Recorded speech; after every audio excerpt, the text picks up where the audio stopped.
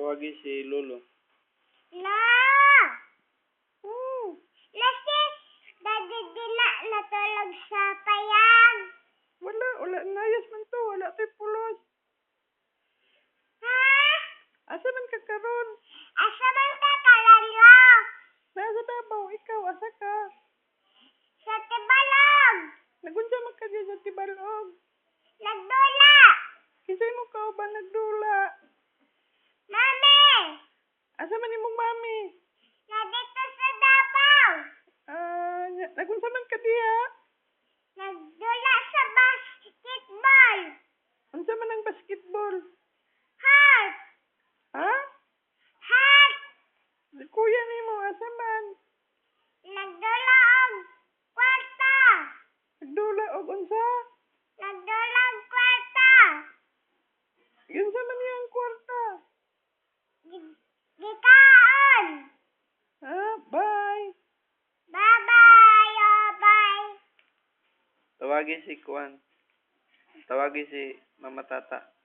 Mama Tata. Asa ka gikan? Si Balog. Ay, sa Davao City? Bye. Bye. Tawagin si Kuan. Kuan, Kinsa man imong tawagan? Auntie Bete. Bete? Oh, Sige daw. Auntie Bete. Ay, tesa. Idayal sa. Auntie Bete. Hmm. Asa ka gikan sa balay, Auntie Bete? Sa balay. Oh, bye. Bye.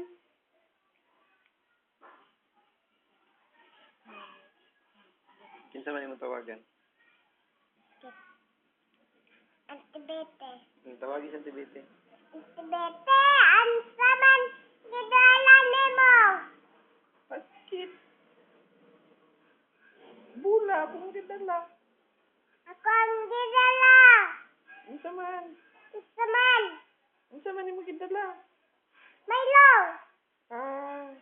Lagi na akong Milo. Bye. Bye. Tanang na to, Bete.